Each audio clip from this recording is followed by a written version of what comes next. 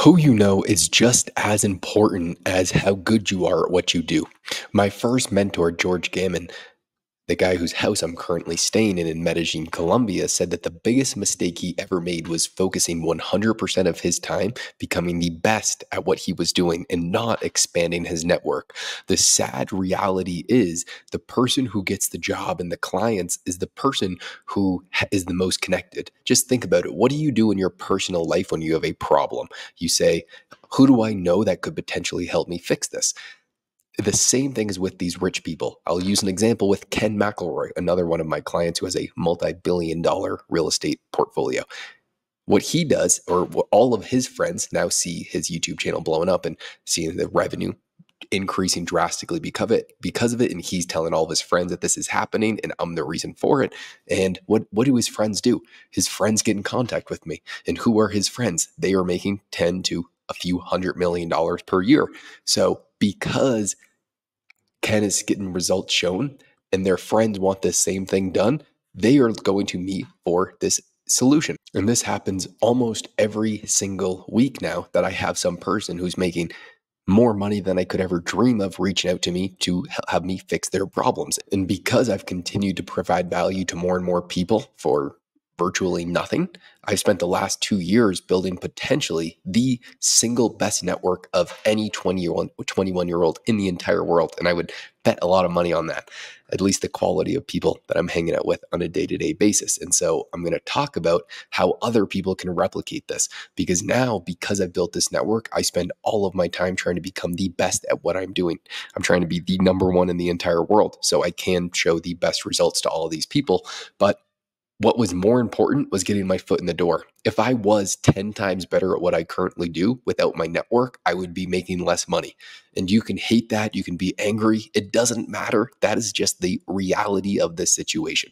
If you solve and you become friends with the richest people in the entire world, you can make a lot of money by solving their problems. So here's how I got in the room with them. It first starts with just providing extreme amounts of value and never expecting anything in return. I used to just try and work with every single super successful person that I looked up to, and I thought that they're running a really cool business so I could learn from them. And I would hire people out of pocket without them paying me so I could show results for them, because that gave really goodwill for them, or for me, it was providing really goodwill, as well as helping them to where they would recommend their friends. And I would always hope for some sort of future income, but that was not my concern. I was just looking to get better at what I was doing and get as many reps in as possible with as many people. And those people were very, very successful.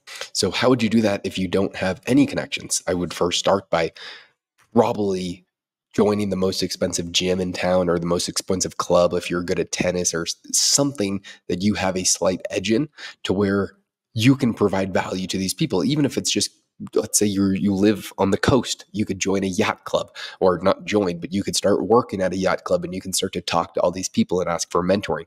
Older, successful people love mentoring younger people more than anything. People love to be asked about their lives. And so if you can ask personal questions around their business to where you're doing this, saying, hey, I'm just trying to learn from you. You've been incredibly successful. I would just like to take in the wisdom that you have and ask specific questions, not broad questions like, hey, can I work for you or something like that? More so showing that you've already put in an effort to learn.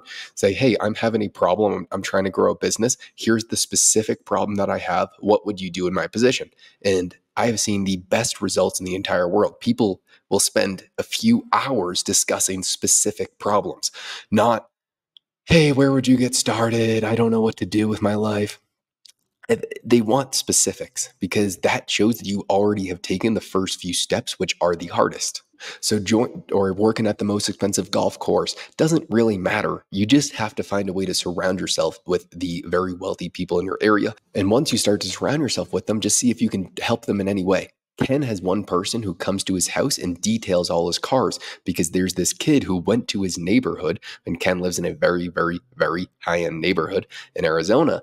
And he said, hey, and he was door knocking and said, can I detail your cars? I'll wash them. I'll do all these things. I don't know much about the kind of intricacies of cleaning a car, but he put them on a monthly subscription model. And Ken was super happy about that. This guy had no clue who Ken was. He just knew that he was living in a mega mansion and had a few Ferraris and all these other really cool cars.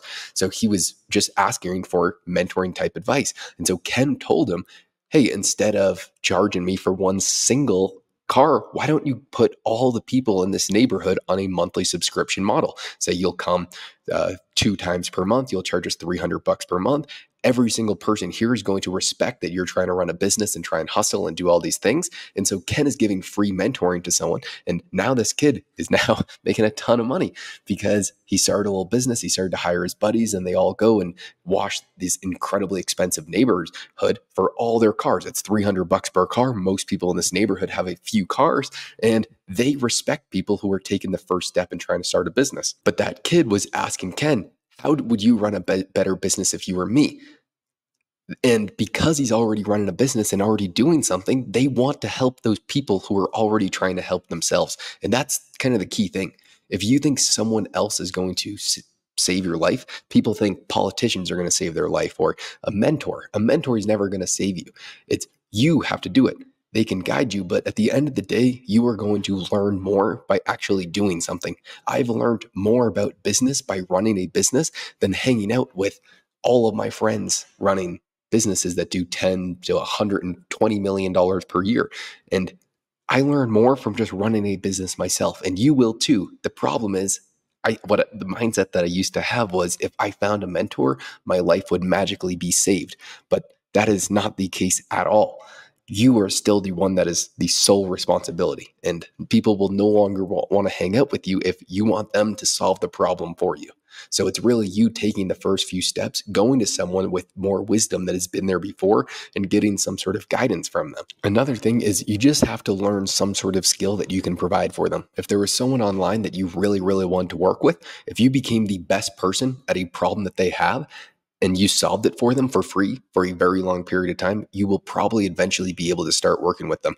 But if you just reach out and say, hey, I'll work for you for free, that is meaningless because free is incredibly expensive. It takes up a ridiculous amount of time to train someone. It is a burden, a very much so a hassle. And so if you actually just try and solve a specific problem for someone, never expecting anything in return, because you'll probably not actually get an opportunity. It just takes a ton of reps. What finally worked for me was getting George's logo tattooed on my leg before I ever met him.